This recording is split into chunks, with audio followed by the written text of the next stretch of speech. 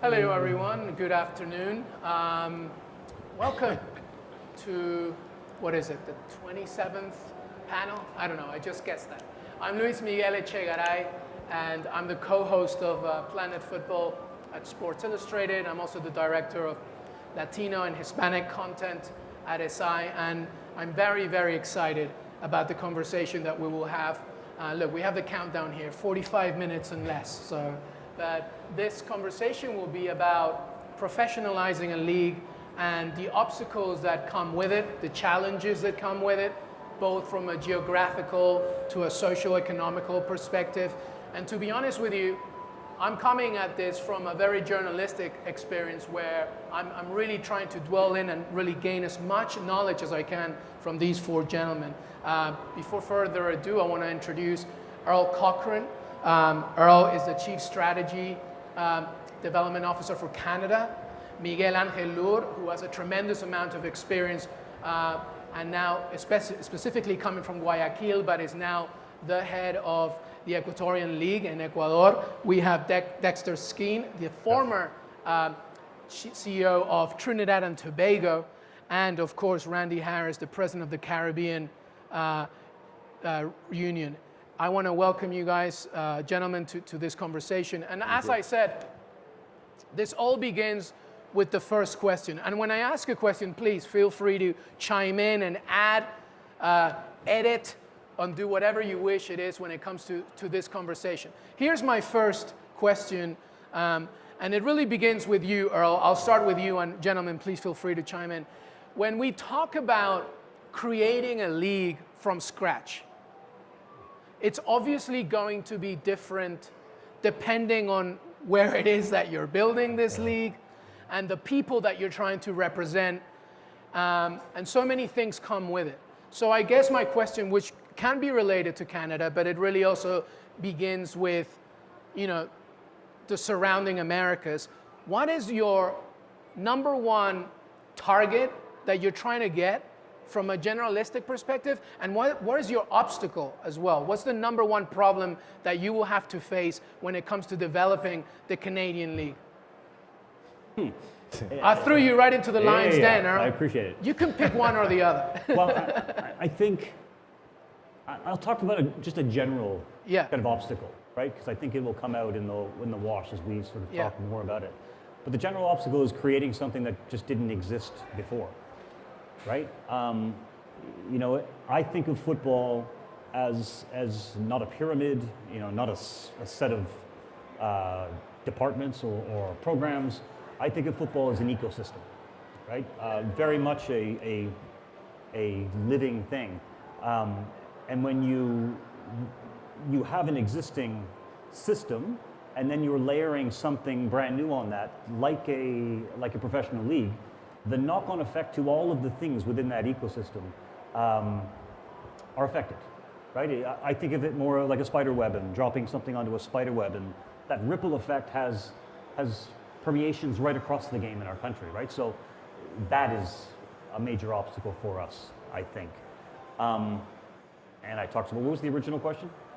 Well, the other part of it, now we're focusing on Canada. Let's focus on Canada, because when I think about the Canadian soccer culture, it's also, and aside from the fact that you have a tremendously successful Canadian women's team, you still also have major cities like Vancouver, Toronto, Montreal, whose main market is also now gearing towards Major League Soccer. So how are you able to grow a league and also fight those blocks in the process? Yeah, it just hit me again.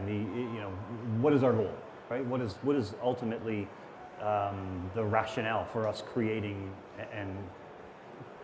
a league that is solely Canadian, and it is about the lack of opportunity, really. When we started this discussion about how to create a league and what we wanted it for, it was all about creating more opportunities for Canadian players, for Canadian coaches, Canadian officials, Canadian administrators, just building a far more sustainable soccer economy, if you will, right? This just didn't exist. Yes, we have 3 Major League Soccer markets in the country, in our 3 major markets, in Toronto, Montreal, and Vancouver, who are doing unbelievable things. in those markets, right? They're doing a lot for football in our country. But those are 3 markets with a country the size of Canada, with a population base of close to 40 million. We need more opportunities for all of those people involved in the game. And that was really the genesis for what we did. We had a few conversations in the past, where in many ways, Dexter and Randy, was actually, there were a few similarities to maybe the issues in the Caribbean. Or because in so many ways, what happens is, even though we have a sort of an amalgamation of about 30 to 40 million plus, if you combine all of them, right? Where it's islands trying to, create their own identity within their own society, but at the same time, creating a union between the other nations that surround it. So what are the obstacles in the Caribbean, specifically, not just as one community, but also trying to engage and relate and connect with the others that surround it? Well, obviously we have the Caribbean Football Union, and we really look out for each other. The problem with the Caribbean is that we are a number of islands, 31 of us, and there is really no good transportation system. We travel by air, unreliable flights. We can't drive from one to the other, and that has created perhaps the biggest challenge with football, having professional football in the Caribbean. Also, our economies of scale are very, very small. And we have to be careful with the credibility of building a professional union in some place like the Caribbean. We don't want to have the wrong kind of people investing in football, and that is something we have to look at very, very seriously. And but transportation really is a big obstacle to having the football at that level operate as it should. Go ahead, Dexter. If I can chime in, Randy's correct, but coming out of Trinidad and Tobago, we started in 2002 to form our own professional football league, as we call it, soccer, as you say. And we had 2 goals and objectives. One, to build an industry where the young men can earn a living from playing professional football. And 2, to qualify on a regular basis for World Cup, because when we analyzed it, without professional football, you cannot qualify for a World Cup on a regular basis. And when the league was formed, the government was on board. They understood that it should be a part of the Ministry of Industry and Trade. So as a result, they financed it at the beginning. Subsequently, the problems began in terms of understanding governance, understanding building a proper fan base and a sustainable business. The guys who were involved, they love soccer. They had a reasonable amount of capital to invest, but their pockets were not deep enough. You need to have people with deep pockets because it's a process. It's the MLS only started to get revenues from television after 10 years, and that's a mature market. Trinidad and Tobago is an immature market in terms of professional sport. We have no history of that. And these guys were coming in without the knowledge. And that's the importance, and this is what I like to convey to people who want to get involved in professional soccer. The governance aspect is critical. It's about you setting up your organization in such a way that it improves performance, so that from the appointment of your directors, you need to have people who have the requisite skills. They must be appointed based on a meritocratic system. So you have to have people there with finance skills, legal skills, the business of sports skills, and as well marketing skills.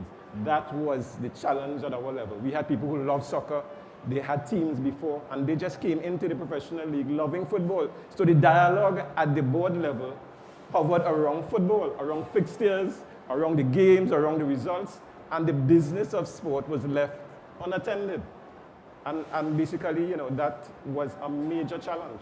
And I think that can be a great actual connection to you, Miguel, because now when we talk about Ecuador, a country with obviously, arguably, the most popular sport is football, is the game. We can obviously talk about others, but you know, not just from the national team or the international reputation with players going to Europe, etc., but also you yourself having the experience of taking care of a club and then moving on to trying to see how you oversee that league. What's your obstacle when you face a South American nation like Ecuador? Well, I'm gonna like start telling you a little bit of a story Sure. of how we created the Just league. make it less than 35 No, minutes. don't worry. We actually been working for around 6 months creating this league. And the first thing we did was to analyze the whole thing, the environment, how was the soccer in our country. We realized that the economic issue was the biggest problem. I mean, we can't do anything if all the teams have big debts, and there's nothing we can work on after that. So the first thing we need to do was economic control. We have a partnership with La Liga, the Spanish league, and we realized that if it worked for them, it's obviously going to work for us.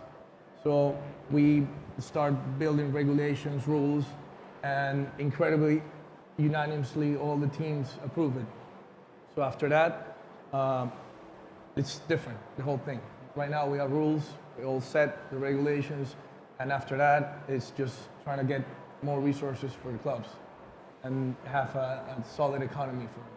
So where are you now? And I guess the question is to all of you, where are you right now, do you think, in your own respective communities? I mean, obviously, Randy, you can talk about it from a whole, section, but where are you right now in terms of how you envision the progress of the game and the progress of the leagues in your respective areas? Well, let me start. I think that for us, I don't know, the president of Javier Tebas, he was there, and he told us that we were like, for the first 6 months, it's like being like 3 years for us, because we have all the support of the teams, of the clubs, so it really makes it easier. They made the whole process better. And right now, we are about 3 months to start the tournament. It's going to be our tournament right now, the league. So I'm really looking forward to it. How about you, Earl? Well, before I say, I also said we've never met before, and one of the first conversations we had as we walked in was perhaps the most important part of creating a league, or even jumping into an existing structure, is fiscal responsibility, right? And I think it resonates right across all of our platforms. Where we are today, and I should recognize that I'm speaking on behalf of our federation, right? So we are providing oversight and governance to the Canadian Premier League, but we're tightly interwoven. And so where we are today is, or maybe we're pregnant with a league, right? We're about to deliver a league, and so in a similar fashion, we are doing all of those things that you are required to do with a newborn, right? We're preparing to be parents, and so governance is an important part of that. One of the most important things that we had in place to help us through this process was club licensing, right? Club licensing, which we created in 2015 in partnership with CONCACAF and FIFA. We had 5, 6, 7 clubs at the time to allow us to kind of oversee and guide them. And those clubs were from existing leagues, generally cross-border leagues. Now we had a template to be able to hand the clubs to say, here is what you need to be doing in order to be successful, whether that be, or what you require from an infrastructure perspective, what you need administratively, fiscally, legally, and from a sporting perspective. Here is what our expectations are. And it became a dialogue for about a year, setting them up to make sure that they were going to succeed. We also layered in a social responsibility element to that too, to make sure that in their communities, they were doing what was expected of them from us. So from an oversight perspective, that's where we are. We are driving towards April, when the league kicks off. Which in many ways is a great advantage when you're beginning something because you originally implement this sort of hierarchy. If we go to the Caribbean, how does that work? Because not only are you trying to help different, organizations, but you still have to give them some kind of leeway to run their own you talk about transportation being a big issue. How do you solve that when everybody has their different demands economically, culturally, etc.? Well, as a group, as you know, may have known, Jamaica, Trinidad, and Haiti, they have their own professional leagues. The others are a way off from having professional football. That is why I have to praise the players in the Caribbean so often, because they're working during the day, and then it's just a little while to train.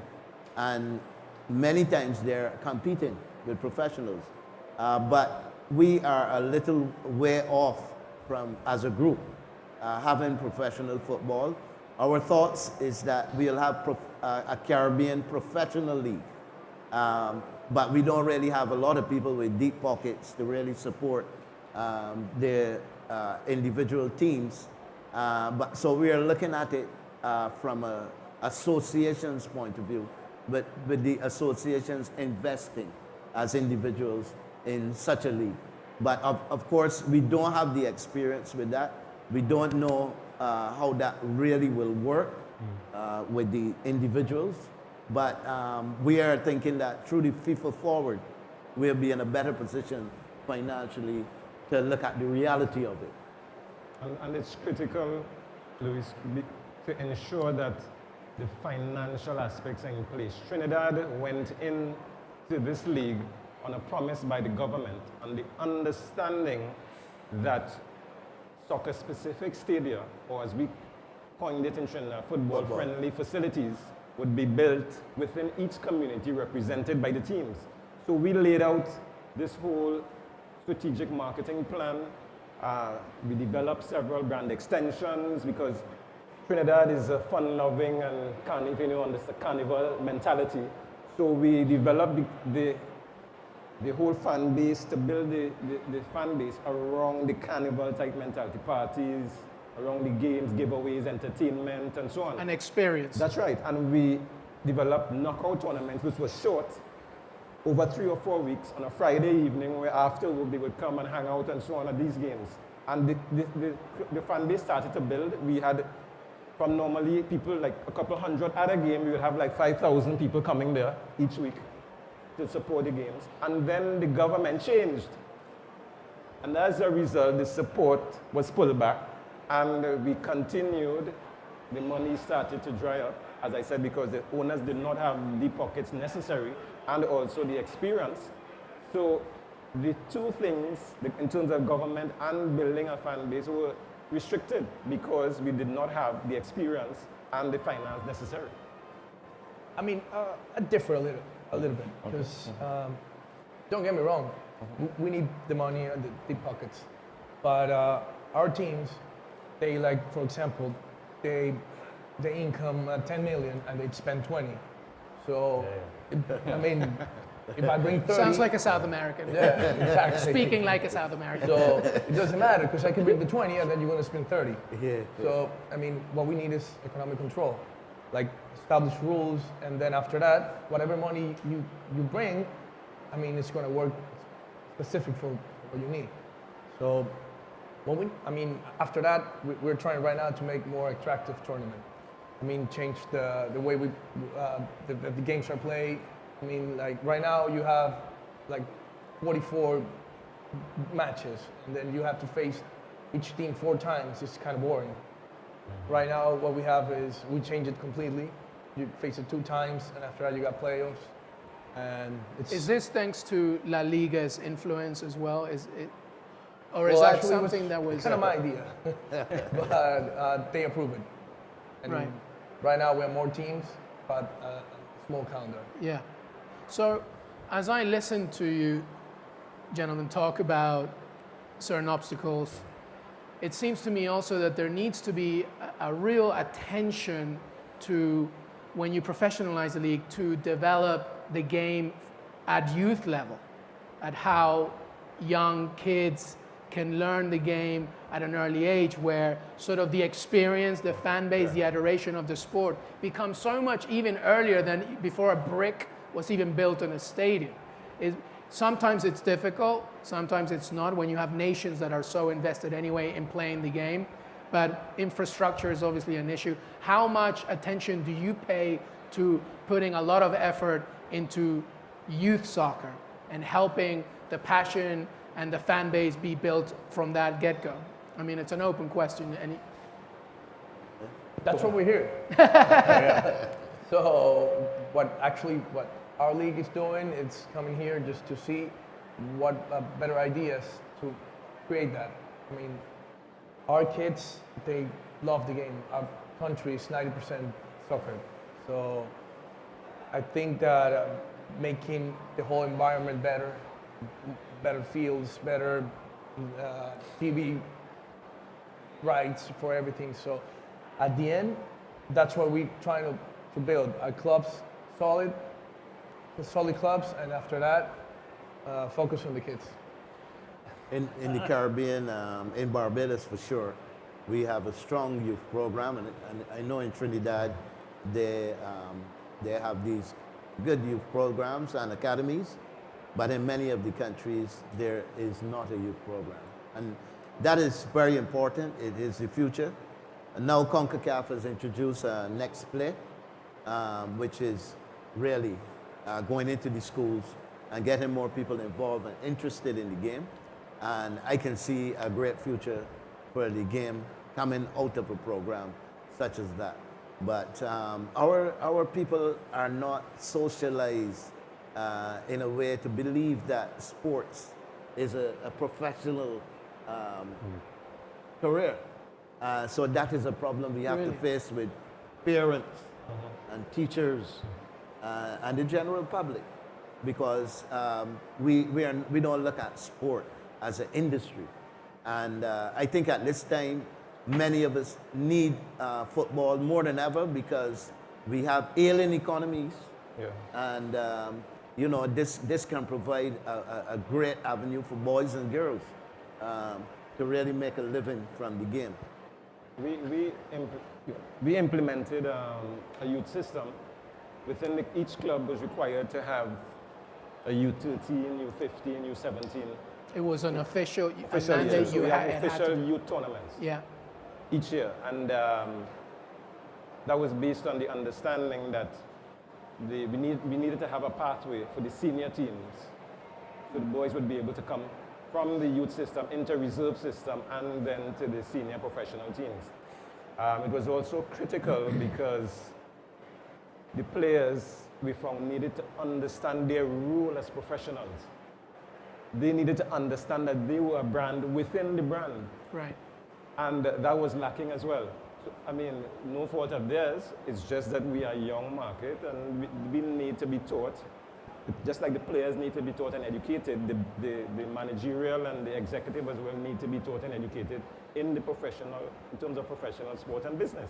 And so it's critical to have that youth league, and over time, with education and with exposure, they will then start to understand and become proper role models and being able to sell their club and the league as well. I kind of look at it from two different perspectives. So I think people underestimate, or maybe they don't know just how much of a footballing nation Canada is. Yeah. Right? And I think it's evidenced in the fact that in 2007, the Under-20 World Cup that was there was one of the most successful at the time.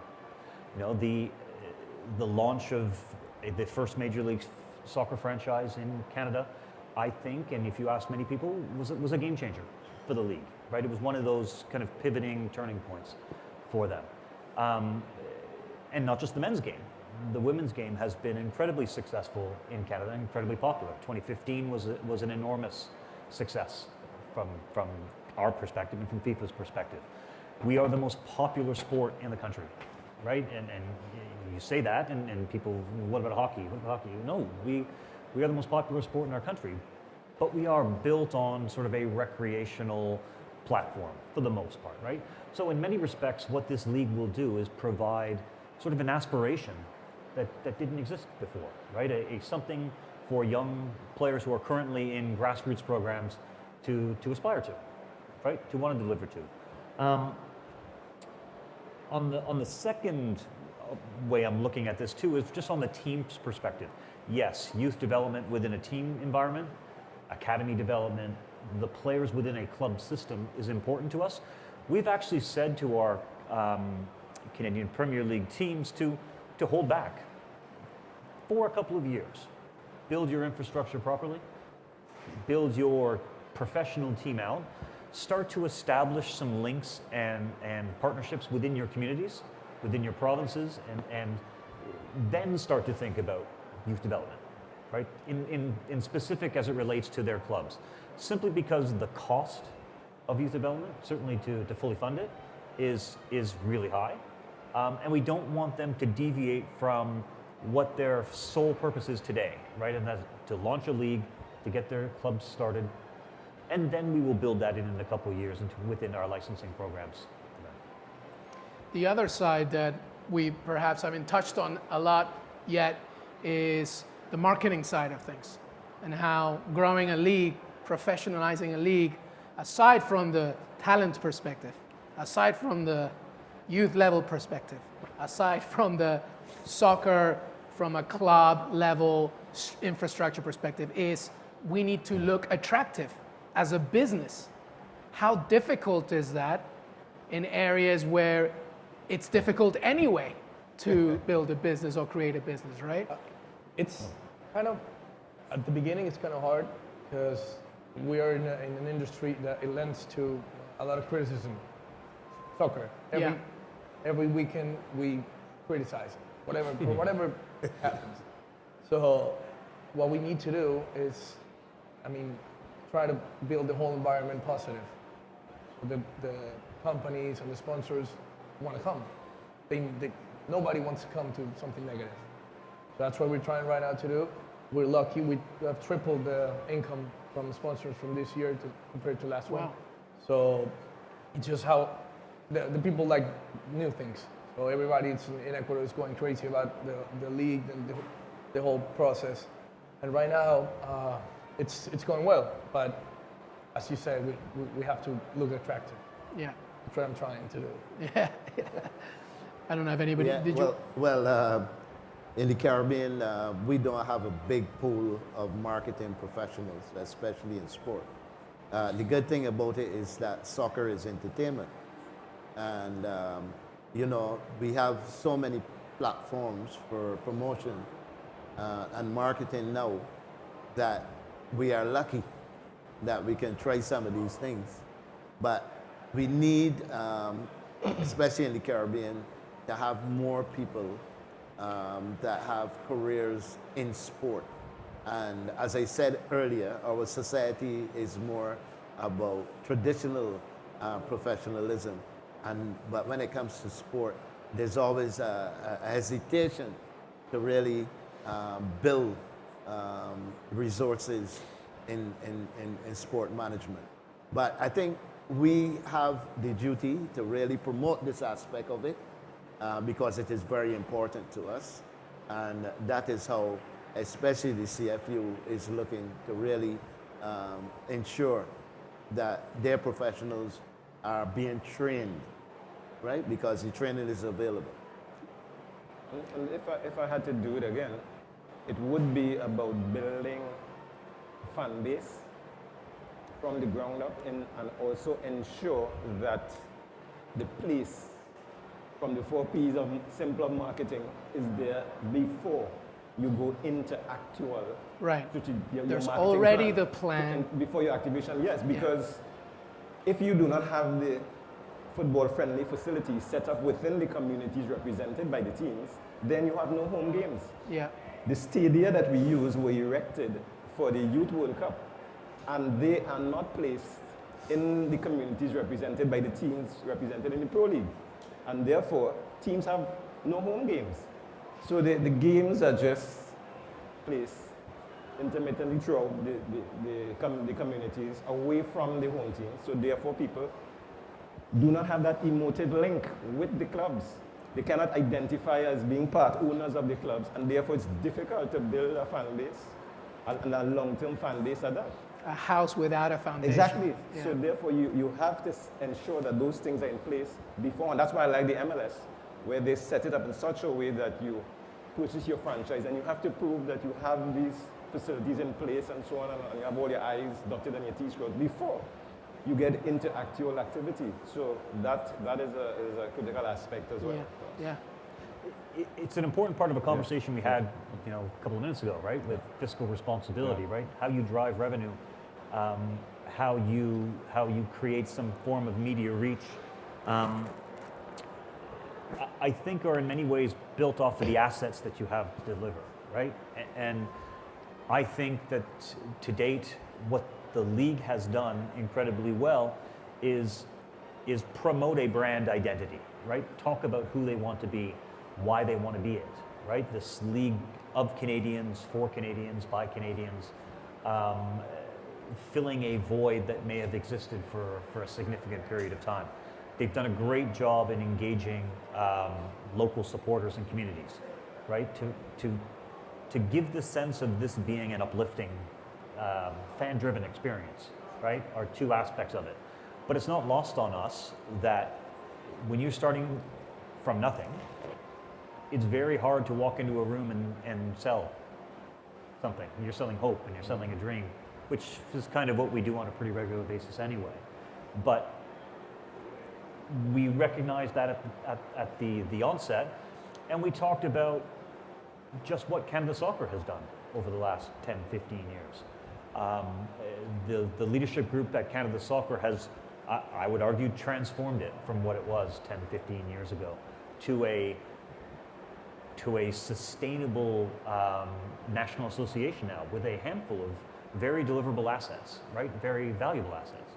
So the talk from the beginning was always how we shared those with the league to be able to package a lot of what we were seeking to partners, right? To be able to bring in revenue to a third-party group, if you will.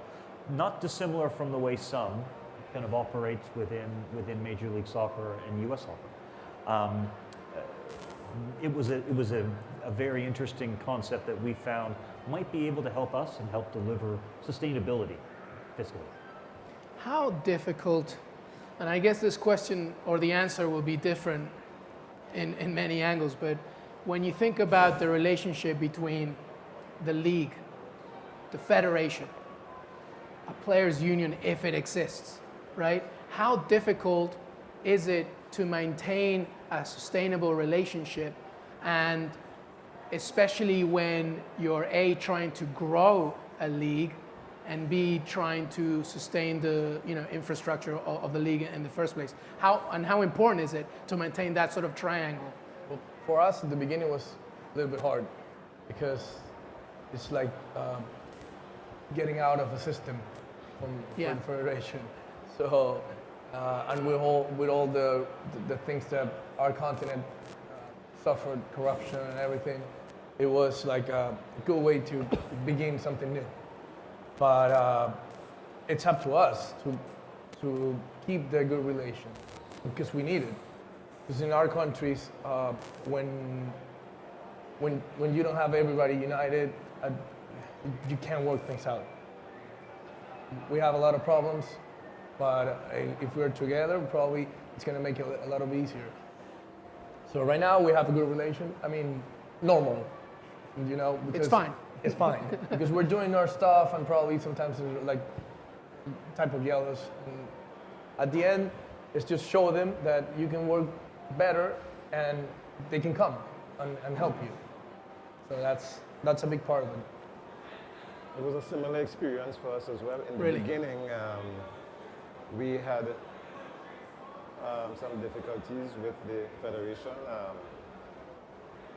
They I have to put this carefully. The sitting president. That's why my question was. He, Please. was not involved in the league. Subsequently, initially he was involved, and then he stepped back, and then the other owners continued the professional league. So we have to tread very lightly and carefully. But I think, you know, that as long as you reach out and as long as you respect the federation's wishes and you confide and you keep consistently in contact with them and you let them know that you are in support of their goals, which is to build a stronger national team. And you cannot have a strong national team without a successful professional league.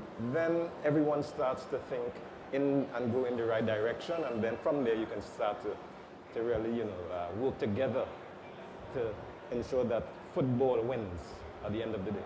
Yeah.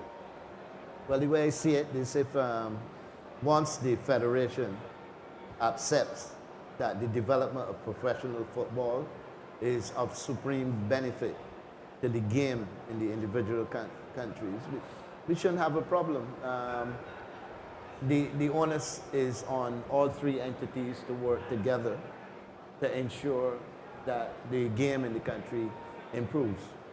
So I don't think that is so hard. I know sometimes that presidents get kind of jealous of the attention paid to new professional leagues and see it sometimes as a threat. But you know, after a while, I think everybody understands. It's a change, and people have to accept the change and just work together. Shouldn't be a problem. I think we have it a little, I wouldn't say easier.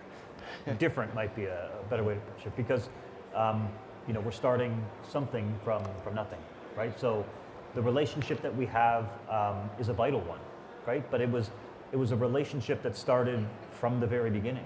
You know, I can still remember the game. We played Jamaica at home in Toronto in 2014, and I remember having a meeting about the talk of CPL, right? The talk of the league. So the dialogue from the beginning, 4 or 5 years ago, has always been federation, league, together, right? So I think that helped to a certain degree. You're always going to bump up against conflict and tension, right? There's always going to be issues on one side that they may feel aggrieved about decisions you've made on the other. But I think what we've heard from everyone here is that it's important that they work symbiotically together, right? It's important that there's a conversation going on so that you can avoid those pitfalls when they do happen, right? And that's sort of the process we're in right now to make sure that when it gets launched, we will have avoided all of those little hiccups because we will have had discussions all along the way. I want to leave with, because I think it's a good question that everybody should hear. A good answer that they should hear from you is, what's the biggest takeaway that you have learned when it comes to professionalizing a league or trying to create a league or grow? What's the biggest thing that you said, this is something that I really am going to learn as the years go on? I think that trying to get everybody together. Like we missed talking about the players right before, and the players they always worry about if they're gonna get paid or not. Yeah. I mean, especially, I don't know, probably Canada's different, but if we like get everybody involved in the system, they let them learn how is it, probably they're gonna be like more careful about what they do or what they want to say, because now they know. And the thing is to try to have everybody into the game, into the league. It's at the beginning it's hard, but that's what is most important for us. Yeah, I see it as a small business mentality, right? You need the workers need to know what's happening from a day-to-day perspective. The owners need to know that there's a level of hard work being implemented and that the message needs to be put across every day. That's what I'm hearing from that side, right? For me, if I had to bring it down into one word, I would say intellect. Intellect. intellect. You must have the right people involved in order to make professional football a success. And well, I guess that goes for any business, any endeavor you're in. The people who are involved in running and building a league must have the experience, and if not, then they must be educated and get gradually the intellect necessary to be able to make the right decisions and be strategic in their thinking. Know your job. Exactly. Earl? I would probably go back to what I said at the beginning about the reference and analogy I made to an ecosystem, right? That every single move, every single decision that you make, every single thing that happens within one affects everything down the line. You know, whether it's we want to sign 160, 180 players to launch a league, well, do you have the infrastructure to do all of that? Have you trained all of the people within your staff on TMS, for example? You know, what is the impact in your community to layering a professional club over top of an infrastructure that's existed for 100 years, right? You know, and has kind of evolved to a point where they may not like change all that often. How do you deal with that change management approach in those types of situations? Every single thing that happens has some sort of repercussion to everything within the game. And that has been my biggest kind of eye-opener, for sure. Randy, as an overseer of a bigger side, right? What's your biggest takeaway, would you say? Well, I would say that the paramount is looking out for the interests of the entertainers, which in this instance are the players. Basically, I think that sometimes we get so caught up with the business because there are a lot of funds that we invest and we forget about the players and the real needs of the players and how they're being treated as professionals.